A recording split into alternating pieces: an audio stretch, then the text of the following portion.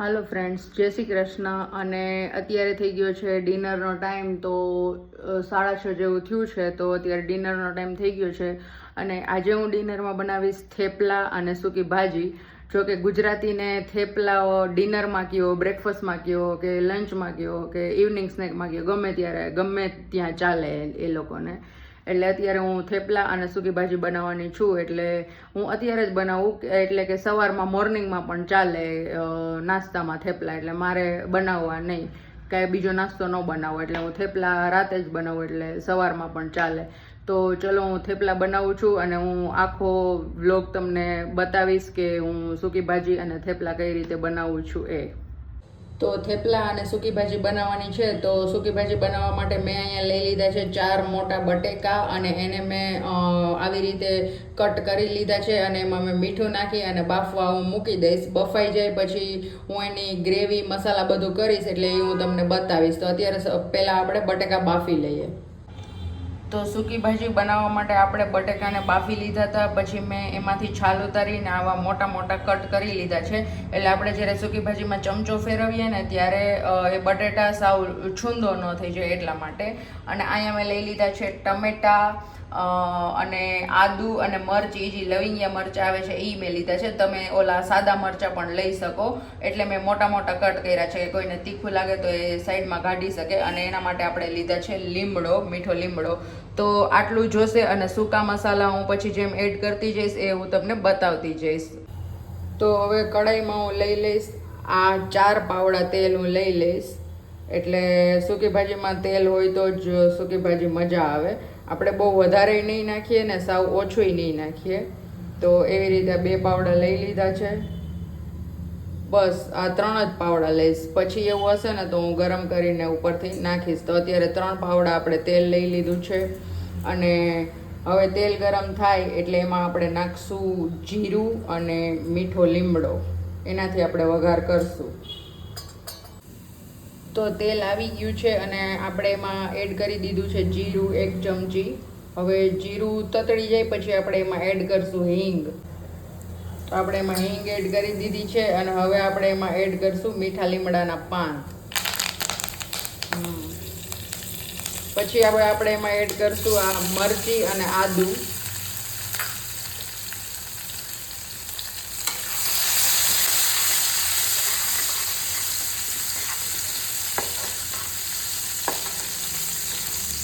હવે આપણે એમાં એડ કરી દઈશું ટમેટા, કારણ કે નહીંતર આદુ છે ને એ નીચે બેસી જશે કઢાઈમાં.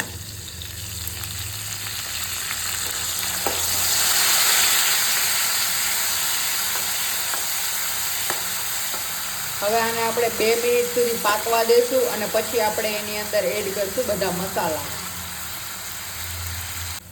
તો ટમેટું, આદુ અને મરચી ત્રણેય વ્યવસ્થિત રીતે પાકી ગયા છે. તો હવે આપણે એની અંદર એડ કરશું બધા મસાલા. તો પહેલાં તો આપણે હળદર એડ કરશું. પછી આપણે એની અંદર એડ કરશું થોડીક એવી ચટણી થોડીક જ નાખવાની છે, કારણ કે હજી એમાં તીખાની ભૂકી આવશે, થોડોક ગરમ મસાલો આવશે અને મરચી પણ આપણે એડ કરી છે. ધાણા જીરું આપણે નાખશું 2 ચમચી. પછી આ છે આપણે તીખાની ભૂકી, એ આપણે એડ કરશું એમાં.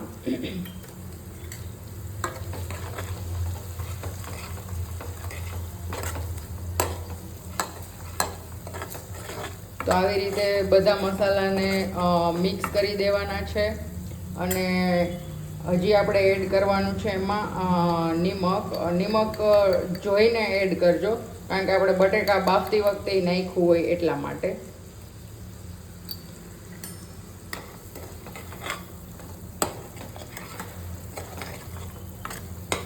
તો હવે આપણે એની અંદર એડ કરી દઈશું આ બાફેલા બટેકા.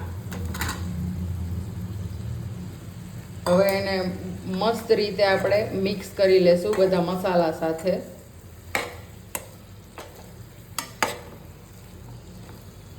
અને લાસ્ટમાં હવે આપણે એડ કરશું એમાં 1 ચમચી જેટલો ગરમ મસાલો. તમે ગરમ મસાલો વધારે ભાવતો હોય તો 1 ચમચી પણ નાખી શકો છો, પણ પછી વધારે તીખું થઈ જાય એટલા માટે મેં 1/2 ચમચી જ ગરમ મસાલો નાખ્યો છે.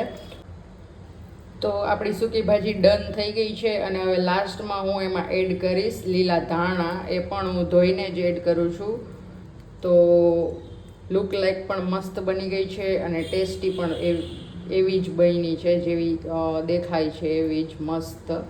અને થેપલા હોય એટલે સૂકી ભાજી તો હોય જ. ઘણાય દહીંને થેપલા ખાય, ઘણાય ચાને થેપલા ખાય, ઘણાય અથાણાંને થેપલા ખાય, ઘણાય લસણની ચટણી અને થેપલા ખાય અને સૂકી ભાજીને થેપલા પણ ખાઈએ છીએ. અમે બધા સાથે થેપલા ખાઈએ છીએ. ગુજરાતી હોય એ બધા સાથે ખાતા જ હોય. પણ તમને સૌથી વધારે થેપલા શેની ભેગા ખાવા ગમે એ મને કમેન્ટમાં કહેજો.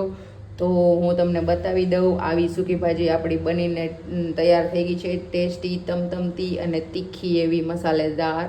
તો હવે આપણે બાંધશું થેપલાનો લોટ. તો હવે આપણે બાંધીશું થેપલાનો લોટ. તો એના માટે મેં અહીંયા ઘઉંનો લોટ લઈ લીધો છે, ઝીણો રોટલીનો. અને અહીંયા મેં લઈ લીધું છે 12 થી 15 કળી લસણની લીધી છે. એને હવે હું સૂકી ચટણી નાખી અને નિમક નાખી અને ખાંડી લઈશ. અને પછી હું લોટમાં શું શું નાખું છું અને કઈ રીતે બાંધું છું એ હું તમને બતાવીશ. તો જો ફ્રેન્ડ્સ, આવી રીતે એકદમ છે ને ગળી જાય ને એવી રીતે ચટણી લસણની ખાંડવાની છે. મતલબ આખું પાકું અમુક રહી જાય પણ વ્યવસ્થિત રીતે આવી રીતે છે ને એકદમ ગળી જાય ને એવી રીતે મસ્ત વ્યવસ્થિત રીતે ખાંડવાની છે. અને આમાં મેં નિમક અને ચટણી નાખીને મેં ખાંડી લીધેલી છે. તો આપણે આને આ લોટમાં એડ કરશું.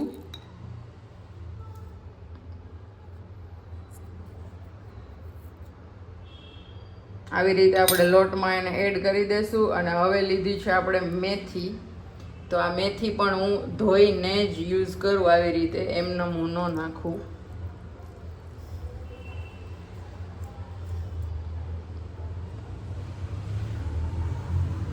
અને હું તો આમાં બસ આ લસણની ચટણી અને મેથી બે જ વસ્તુ નાખીશ. ઘણા લોકો દહીં નાખે, તલ નાખે, એવું બધું નાખે. પણ અત્યારમાં હું નાખું દહીં અને તલ. પણ અત્યારે મારી પાસે તલ અને દહીં બેમાંથી એક પણ વસ્તુ અવેલેબલ નથી. એટલે હું ખાલી મેથી અને ચટણી લસણની નાખીને થેપલાનો લોટ બાંધી લઈશ. તલ હોય તો મસ્ત લાગે, મને પણ ભાવે તલ હોય તો. પણ અત્યારે છે નહીં.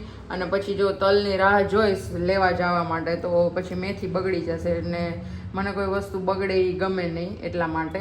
અને હવે આપણે એમાં એડ કરશું આ મસાલામાં આપણે એડ કરશું ચપટી હળદર અને ધાણા જીરું, નિમક અને આપણે લસણની ચટણી, નિમક અને કોરી ચટણી તો આપણે પહેલેથી જ એડ કરેલી જ છે.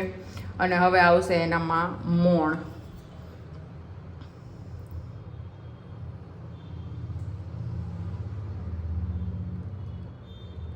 તો આવી રીતે હું 1.5 પાવડા જેટલું મોણ નાખીશ.